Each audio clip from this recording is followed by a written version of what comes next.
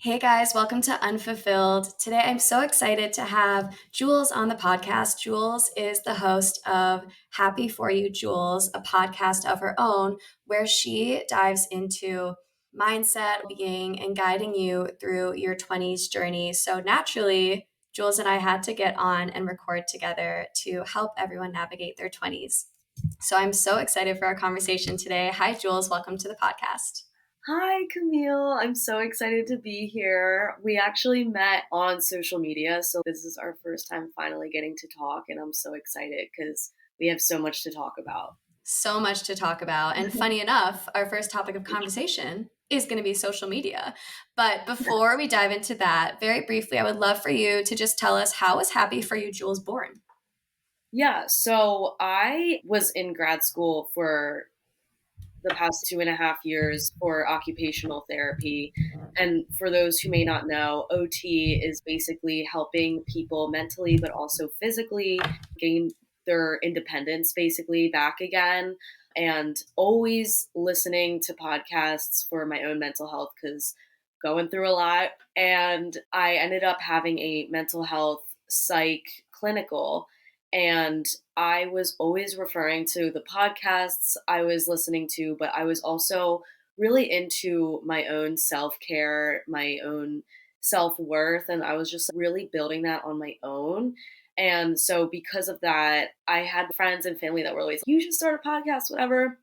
Because I was always giving so much advice to my friends too. I'm always sending 20-minute voice memos. I was, oh yeah, I could. And then that self judgment kind of comes in. 100%. And yeah, and so after a few months, I seriously started to think about starting the podcast. And I was, you know what, I really love helping people, especially in their 20s, considering I'm 25 and I'm also trying to navigate my own. And I love seeing other people grow. And it's so rewarding to see all of that.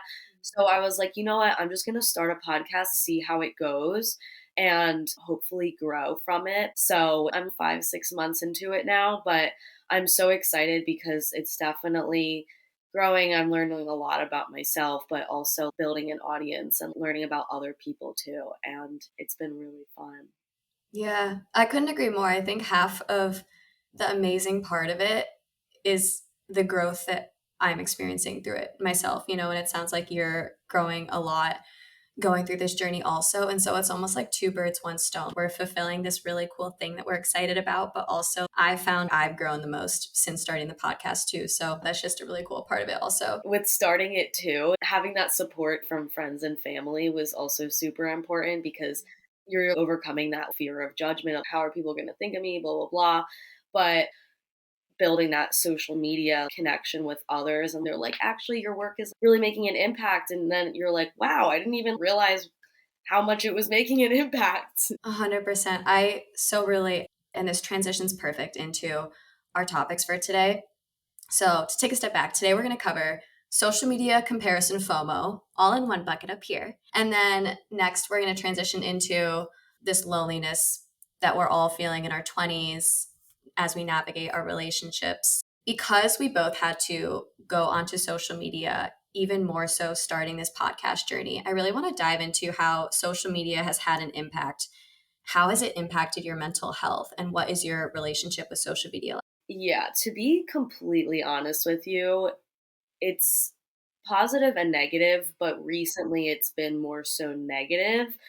Only because, not because of the people I'm interacting with. I love interacting with my audience, and that's why I love going on there. I'll start with the positives. The positives is I love interacting with an audience, hearing from what they have to say, seeing what they vote for in my polls, getting feedback on the podcast, stuff like that, and being able to help them. That's why I love social media Yeah. because it's your way of spreading the word, getting out what your beliefs and your opinions are in life.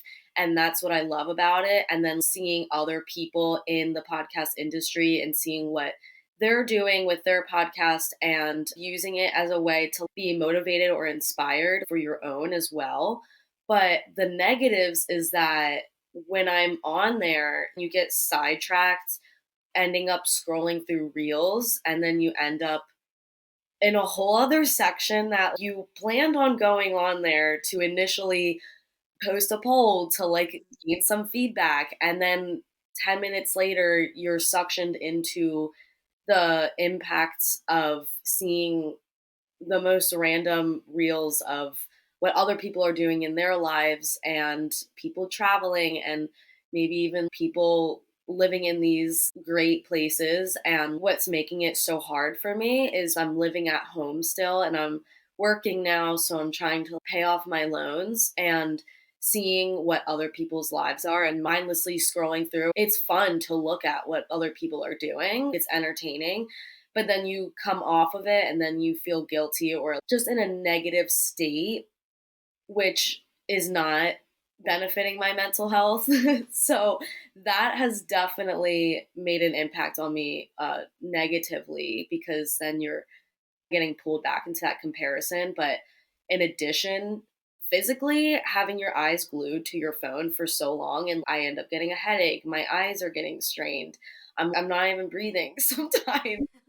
I realize that I'm like, oh my God, what am I doing? I need to take a break. And I never know how to give myself that break. I'm like, okay, I made the reel, I made my interaction, but then you're pulled into what is everyone doing? What's everyone up to? And that has just made an impact on me negatively that I'm currently working on.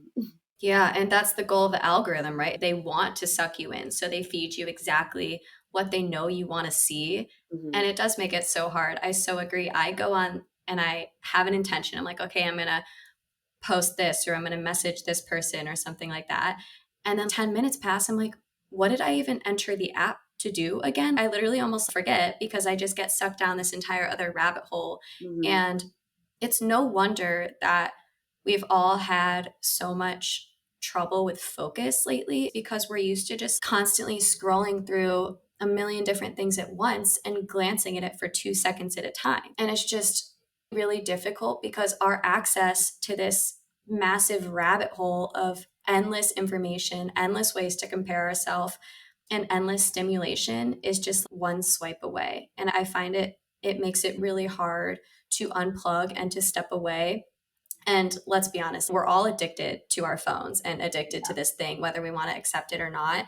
And whatever your use of social media is, I think it's a really important conversation to have and to spread the message of the importance of setting these boundaries. Personally, I don't let myself go on at night. So I have a limit after 6 p.m. My phone's away. I like put it in a drawer or something because otherwise, if I'm on it at night, especially when I start to get tired, I'm even more susceptible to comparison. I just find anytime I'm on the app in general, I never really feel better. I always leave it feeling Dream. not great, despite the positive content that I follow and the positive community. I so agree. There's a lot of positive and a lot of benefits.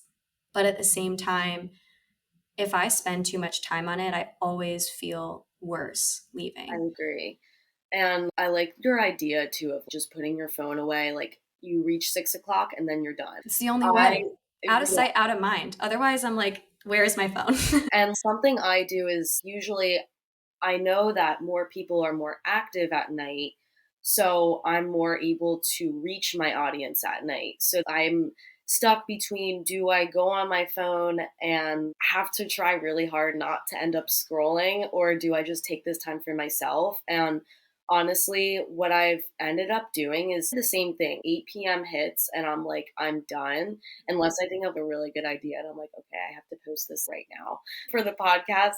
But yeah, I've been starting to do the same, because then I realize I'm just ending up scrolling and it's not benefiting me in any way. But whoever is listening, whether they're on social media just because you have an account and you like to go on, or if you are someone who is trying to grow and take it more seriously, something that I actually thought of the idea today that I'm going to start doing is have a specific goal in mind with why exactly am I going on and what am I going to be getting out of this.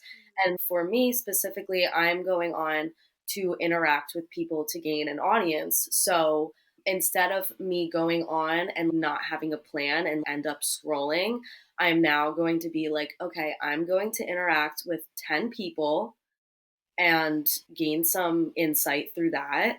And then after that, I'm done. And then it gets me to not scroll and have that feeling like you are being dragged into it, because really what it is, it's kind of like a drug in a way. It's dopamine and you're entertained because something's funny. And don't get me wrong, I love watching my funny videos, but it's that dopamine attraction of the more that you go on, the more you're going to want to go on and have that feeling of, okay, I have nothing to do right now. I have to go on. And the more, just tell yourself though, that the more that you're not going on, the less you're going to have that pulled feeling of having to, wanting to get that dopamine attraction. Yeah, you have to fight that feeling to want to go on by Yeah. resisting. And at first, that is what feels uncomfortable is when you reach for it and then pause and say, no, actually, I don't have a reason to need to go on right now. And I love that point that you made in that, okay, I'm going on to engage with 10 people. Having a set, specific idea in mind and quote why as to why you're going on, then it makes it a lot more intentional. I think the whole idea is coming back to intentionality and are you going on with positive intention? So for us, yeah, we are trying to go on and engage and grow something that we're passionate about. And there is positive intent behind that. But it's easy to stray from that intent. And so I found that so helpful as well. I literally have created a social media checklist for the day because when I get through that checklist of like engage with X amount of people, like post one, two reels, whatever, things that are necessary to grow any business nowadays, when I get through that checklist, I can tangibly see, okay, I've made steps to grow today. I have done enough on social media. And then come that 6 p.m. cutoff, it makes me feel a lot better about fully logging off and fully Right. getting off of the apps. And so it leads me into this idea of how do you know when you're doing enough? Because I think the hard thing is there's always more to be doing. Do you struggle with this feeling of feeling like you're not doing enough and feeling like you can constantly be doing more? And how do you balance that? Oh, all the time. I'm the type of person where I'm always been like an overachiever. I feel no matter what I do, it's never enough.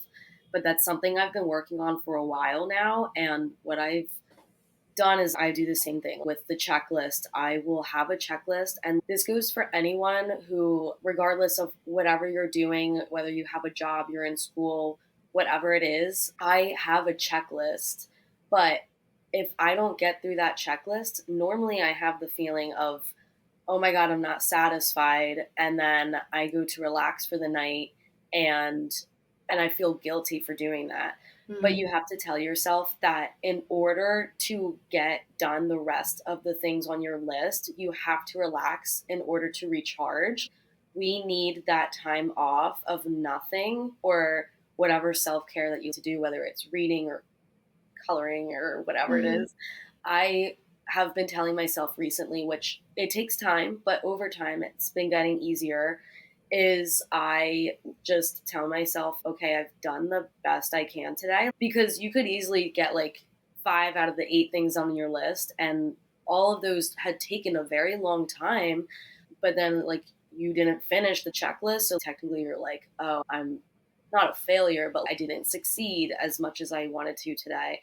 And that feeling can definitely eat you up. But I've just been telling myself, listen, if I want to do my best in all these tasks and feel more energetic, feel more creative, show up as my best self, I need to recharge and Mm-hmm. take this time for myself. And like I said, no matter what you're doing, say you have laundry and groceries and all the stuff that you have to do, as long as you got some done, that is more than enough. And that overwhelming feeling can definitely eat us up, I said, but once you get in that headspace and that mindset shift that you're actually recharging when you're relaxing, it's making it a lot easier. Yeah, absolutely. And I think this is something that we're going to really dive into more in your episode. There is going to be a part two, everyone. So stay tuned for those details at the end. But we don't need to earn rest. And that's something really big I've been preaching and working on lately, especially this week. You could get through 0 or 1 item on your checklist. You're still worthy of that rest. And it really comes down to inner worth. Often I get through my entire checklist and I'll add more to it because I'm like, it still wasn't enough. I still need to be doing more. And no matter how many things we check off the checklist, if we're struggling with feeling like we're doing enough, it really is probably we feel like there's something missing internally. And no matter how much we do, that isn't going to get fulfilled. And so I try to remind myself of that too when I feel like I'm not doing enough is it's not the checklist. It's probably something a lot deeper. And I think so many of us have that feeling like we have to constantly be doing something. And I've found a better answer is slowing down rather than trying to pile on more and do Right. more. So when you feel like you're not doing enough, I want to circle back to this idea of comparison. Coming back to social media, when we're on the apps, it's so easy to compare, to look at others and tell ourselves, oh, they're doing so much more than me, or oh, they're attracting a much wider audience than me, or they have a much bigger revenue stream than me, whatever your focus is. How do you battle those thoughts of comparison? Because that really feeds into our not feeling enough at times. Yeah. Honestly, the first thing I always tell myself is that person could easily be going through something that you have no idea about. And I think this is something that we all know, but it's also something that you really want to remind yourself of is that this person's life, it could look really great because they're only posting the highlights of their life. But if you remind yourself that, and this isn't to put anyone down or like that person, if they are really growing and their life really is that great, that's great for that person. But in your own sense, to stop yourself from comparing, you have to remind yourself that every person faces adversity, every person faces stress, anxiety of some level, of some sort, whether it's mild to severe, whatever it is. And you just have to tell yourself, listen, my journey is my journey and God's plan, whether you're spiritual or not. But there is a plan for you. And just because you see on social media that person is at a place in their life that you want to be at, or it seems like you're behind and they're ahead, you have to tell yourself that your time will come and it will turn out better than you even imagine because we have all these plans in our mind. We're like, oh, I want this to happen. We have this structured plan. I'm a very structured person, and it can be negative for me sometimes because, yeah, it can be great that I'm structured, but other times it can be negative. And basically, what I'm saying is, you can have this plan, but then the plan will end up not even going your way. And even though you don't see it in the moment, you will see through time that it worked out better than you imagined because that ends up leading you to exactly where you're meant to be.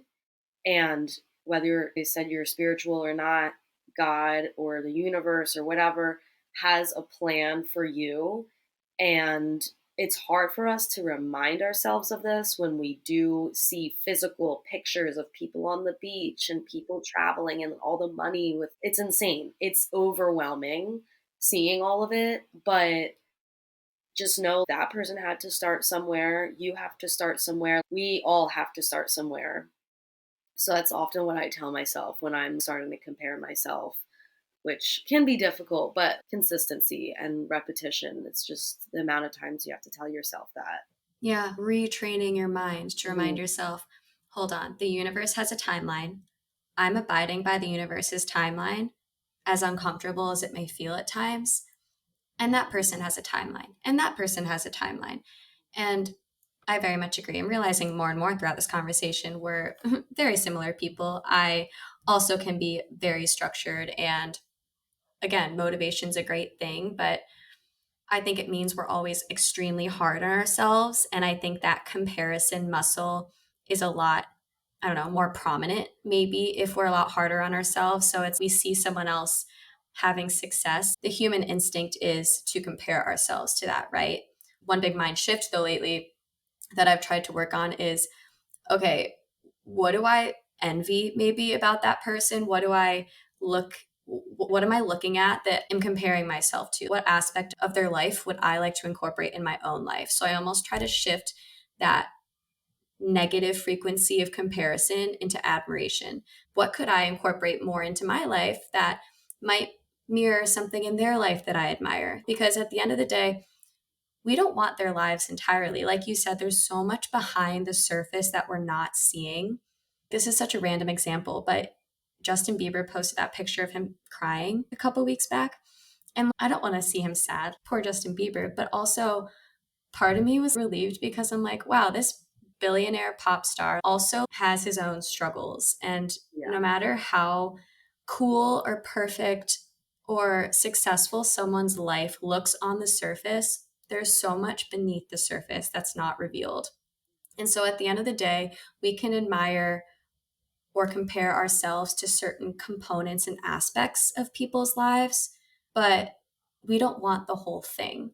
And I think that's another really helpful reminder when we do come across those people we compare ourselves to on social media is your point A, the universe and God has a plan for us, Right. and we're following the timeline that's meant for us. And B, we don't know their whole story. Mm-hmm. And what aspects of their life can we maybe work to incorporate into ours? Yeah, and I just want to add to what you're saying too, because you mentioned retraining your mind in a way. I just want to let whoever's listening to this know that when you are comparing yourself, that is, you're not even aware of it, but you are training your mind to think this way. So the more that you compare yourself and say, like, oh, I wish I had that body, the more you're going to believe that. And you have to tell yourself that not every thought you have is true. And something that you could do in those moments is ask yourself this question of, is this true? Say, for example, you see someone on the beach, dream body, whatever, and you're like, I wish I had that body. Ask yourself, is this true? Is this really how I feel about my body? And if it is true, what changes can you make? What can you do to start implementing the things like what Camille was saying with what am I envying about them that I can start incorporating into my own? But like you don't want to also overwhelm yourself either by looking so far into what these people are doing and what they look like that it's putting your own self-worth and self-confidence down too. But basically my point here is just to know and be aware of the fact that every single time that you are comparing yourself, you're just training that muscle even more to think that it's an automatic trigger. It's an automatic reaction. Whereas the more that you catch yourself and become aware, that's a step forwards of gaining that more positive mindset and changing your self outlook on yourself and your self care and all of that. 100%. Yeah. It's about catching those negative thoughts as they're happening and then pausing literally in the moment and ask, is it true? 99% of the time, no, not true. We come up with these crazy narratives in our head and replace that thought. So let's go back to the idea that you came up with. Okay, a bikini photo on social media. Maybe you envy someone's body. That's a huge, difficult thing on social media that we all experience. Everyone's body is different. But if you're looking at that person saying, oh, I wish I had that body, you're basically telling yourself, I hate my body because you wish you had someone else's. But instead, what if you paused in the middle of that thought and said, wow, that person has a really beautiful body, but there's so much I admire about my body too. And also going back to the reminder that that person you're seeing probably has a million insecurities of their own, and they have their own people that they're comparing themselves to. And so, even if you had that dream body, it's not going to provide you with that sense of fulfillment and confidence that we think it will. I think we think that when we obtain this end goal or dream body or amount of money or whatever it is, that we're all of a sudden going to feel 100% at peace with ourselves and happy, fill in the blank, whatever. And it's just not true. And I think that's another really important reminder to come back to whether it be comparing yourself to a body, whether it be seeing these amazing trips people go on, those people don't feel this sense of fulfillment we think it will. I love coming back to that Jim Carrey quote where he said, I wish everyone could be rich and famous to know that that's not the answer to life, or to know that that doesn't provide happiness, or something along those lines, because there's just so much truth to that. We have this idea and visual of what we aspire our lives to look like, but our happiness and fulfillment is going to come from within us. It's not going to come from that dream body. It's not going to come from that amount of money, or the amount of followers, or the amount of, I don't know, whatever, the relationship, whatever it is that you think is going to give you that happiness isn't. Yeah, I just want to say a quick little quote is the best things in life are free. Just remind yourself what Camille was saying with people want that dream car and that dream house, but the best things in life that will actually fulfill you in the long run are free. Changing your mindset, finding positivity, gratitude, sunsets, flowers, whatever, being in nature, just feeling like, where do you feel most alive? Like, where do you feel most centered, and be there? That's how you. Absolutely. 100%. And it's funny because this is a question I'm going to ask you on the flip side, but it just made me think of something that I used to value that has totally shifted in these last 4 years along my growth journey. Is I used to value material things a lot more, thinking that, oh, this cute outfit, or this trip, or this like pretty boyfriend is going to fix all my problems. But I'm realizing as I get older and older that time is the most priceless resource. There's no amount of money, there's nothing that can replace the priceless element of time. It's just, experience is so much greater than recognition, than material things, than money, than all these things that our society idolizes. It's about time, it's about connection and relationships, and crafting a life that brings you joy. I'm just realizing is just so invaluable. And so we can compare ourselves to the travel, to the bodies, to the money, the apartments. But at the end of the day, that's not what's going to bring us happiness. And I almost think we should all just like plaster it on our mirrors or our refrigerators or something so we could just remind ourselves of it all the time. What's something that you used to value that you no longer value? I really used to value and love, which part of me still likes to do, but going out on the weekend. But I'm talking in college and even a little after college, bars, clubs every single weekend, Friday, Saturday. And I mean, in college, a Wednesday, Thursday, yeah, like, every day, every day. It's something I really used to value. And I think if for anyone who is thinking what they used to value, it could be tangible, it cannot be tangible. For me, I know this is something I really used to value. And ever since I went to grad school, I was forced to stay in because I had to study. I had no choice to go out. And at first, it was really hard because I was having FOMO and I'm like, oh my God, all my friends are going out and I'm not living my life and I'm in my early 20s and this is what I should be doing and blah, blah, blah. And over time, with being home more and not saying like that you can only be home on the weekend, but for me in this circumstance, I had to be studying. I've learned a lot about myself when I am alone and having to stay at home. And over time, which now, fast forwarding, I love being alone. And I've realized that on the weekend, I don't have to go to the bar to have fun. I can hang out with my friends and go to the beach, go to the park, go for a walk in nature. There are so much other things that you can do that brings me fulfillment. I still like to go out to the bar for one night once in a while. I was just out for my birthday. But what my point is that I don't feel the need to do it every single weekend now. And I don't think that you have to in order to have fun.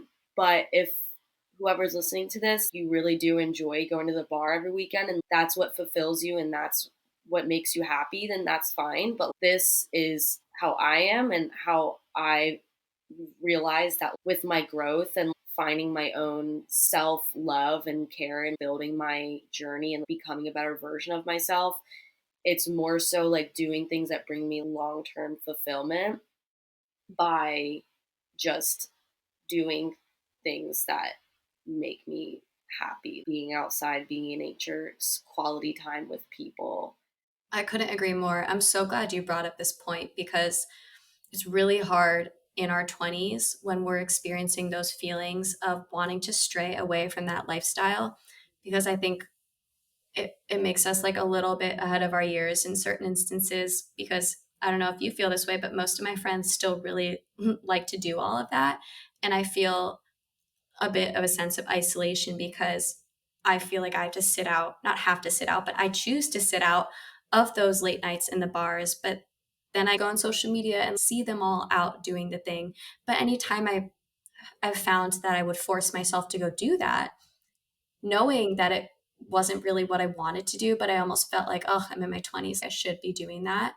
I always regretted it. Whenever I would make myself do it because I was like shoulding myself in my head, I never felt good afterwards. And so I've started to lean into no, I need to stick to what I know I value.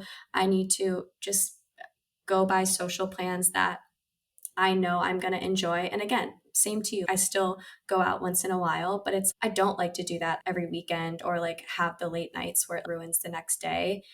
Yeah. But a big aspect of it makes us feel lonely. And I'm sure a lot of people can relate to this because whether you're in a friend group or whether your friends are still doing that, maybe your values have drifted from those people that you thought were going to be your lifelong friends. And you're stuck in this middle ground of do I just continue to go out to the bars and do the things my friends value, even though I don't feel that way? Or do I start to distance myself from those people because I have different values? And it's not like you can all of a sudden, in just a week or a month, make a whole set of new friends who have all the same values as you in this growth period. That takes time. And I think it comes along with this loneliness era. Right. So, what are your thoughts on if anyone is experiencing this kind of transition era, how to combat those feelings of loneliness? Yeah, honestly, it's gonna be uncomfortable at first. Having that loneliness is scary because we start to get these thoughts that don't come up when we're with other people. When you're with other people, you're not really thinking too far into how you really feel with yourself or your life and whatnot. But when you're alone, it can be scary. But the bright and good news of all of it is that is how you grow. And if you are someone who's going through something and you're like, oh, I just really need change, or I am so sick of feeling this way, I'm fed up with feeling so negative all the time, blah blah blah. I'm telling you, having that alone time can build your self confidence, your self growth, because you have thoughts. And something that I started to do when I was transitioning into that loneliness era, in a way, ever since moving home and going through grad school and now still living at home. Don't get me wrong, it can be too lonely sometimes. But I love to journal because journaling really releases all those inner thoughts. And everyone's always like, I don't know what to talk about. I don't know what to journal about. I promise you, just brain dump. And I am telling you, things will start coming out that you didn't even know was in your head because it's subconscious thoughts just start to become conscious. And then you start writing about it, you start feeling it. And then you're, oh, wow, I didn't know I felt that way. And then you look back on your you look back a month from writing whatever it was, and you're, oh wow, I've actually grown a lot, or I feel I need to improve in this area. And it's really not that complicated. It's actually very simple, but I think that sometimes we do overcomplicate things because we start to think so deeply, and I'm a very deep person.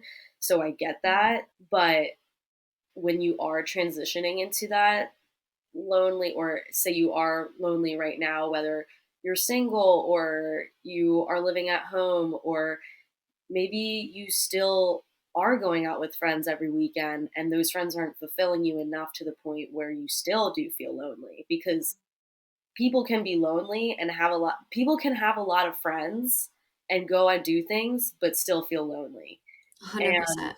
that's where you need to have that time with yourself and get comfortable with yourself and start finding what fulfills you.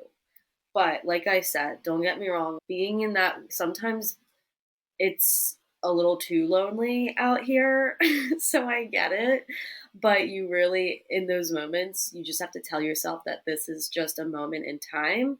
I always tell myself this too shall pass, and this is just setting me up for the next best part of life. And just know that if I'm lonely and I can fulfill myself this much, imagine how much greater it's going to be when I am with the right people, living in the right place. Everything falls into place. Absolutely. And highlighting the fact that there's a difference between being alone and being lonely. I find I can be a lot more fulfilled having an evening to myself than I am spending time with certain friends. Mhm. And to me, that's a testament to maybe that friendship isn't serving me anymore. Right. Have you had to experience any difficult friendship transitions in your growth journey? Kind of like some realizations of people who you once thought were going to be lifelong friends that maybe are no longer. Yeah, for sure. Especially in our 20s. This is what happens. And we have to remind ourselves that it's completely normal and it doesn't make that person a bad person. It just means that you both have grown into different people with different values, and you're both allowed to have your own values and beliefs and opinions. And yeah, I mean, a few years ago, when I started my whole self care, self love journey, I started to realize the people that were bringing me more negativity than positivity. And being friends with someone for a really long time and then realizing this friend isn't really good for you mentally, it's hard to let go of that because it literally feels a breakup. But it gets to the point where you literally have to, if this person is not fulfilling you, you have to cut that out of your life. And either you just grow apart or maybe you have a conversation with them, but it comes down to communication too. But I know it's a lot easier said than done. But if you want to have that better quality of life, surround yourself with more positivity and surround yourself with people that help you grow rather than bring you down. You really have to evaluate, who am I surrounding myself with? And yeah, I've definitely gone through that with people, whether they had to be cut off or you just end up growing apart and nothing actually happened. But yeah, it's something that comes with time, and it's completely normal when that does happen because we're in our 20s and we're growing, and that's what our 20s are for. Absolutely. And if Yeah. anyone's experiencing that, I just did a whole episode specifically on friendship breakups. So they're very real, that it was Yeah. worthy for an entire episode. And I just like to talk about this kind of loneliness that we're feeling in our 20s because I think a lot of people try to mask it by surrounding themselves with a friend group a lot of the time. Hmm. And I just think it's important to share no, you don't have to stay in this friend group, especially if they're not uplifting you, if they're not making you feel your best self, if they're doing things that you really hate. It's going to feel uncomfortable at times, but you can step away from that. So I'm really glad we touched on that. Wrapping up, is there any last piece of advice that you want to share with anyone listening? Ooh, honestly, something that's just really resonating with me right now is to just trust your journey and trusting the process, because I'm the kind of person where I really try to control the outcome when the outcome hasn't even occurred yet. So I'm sure a lot of you relate to that. But I think my advice would just be that wherever you are right now, whether you're enjoying what you're going through or whether you're not enjoying what you're going through, that you're exactly where you're meant to be and that you just have to trust. And instead of trying to control everything and trying to have know and predict every single thing that's going to happen in your future. Honestly, just relax, just find that peace and freedom and enjoy what you have, because something I always tell myself is, if I was 90 years old right now and I was talking to myself now at this age, what would I tell myself? And I would tell myself to calm down Yeah. because I overwhelm myself. And I know a lot of other people out there overwhelm themselves with, am I making enough money? Am I have the right job? Oh, I don't have a family yet. Calm down. Just calm down and enjoy what you're in right now, because these are the years that you truly want to enjoy while we're young, while you can move, while you're healthy, and find that gratitude and just be okay with the freedom that you're getting right now. Because just working in the older population, I see what happens at the older ages, and it's just eye opening, and you just really want to enjoy where you're at right now and find that peace. Yeah, that was so beautifully said. It's all about perspective and mindset.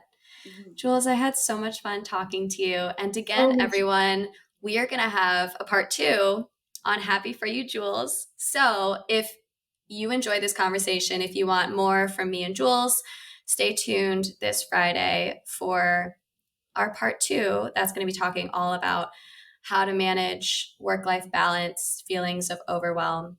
So I can't wait to see you all again soon. And Jules, thanks so much for your time. Thank you. And I just want to say real quick too that you can find me on happyforyou.jules on Instagram, and you can listen to my podcast anywhere that you listen to it. Happy for You with Jules. Perfect. And I will have all of that linked in the show notes so you can all easily click into it. All right. Can't wait to see you all again soon. Bye. Bye.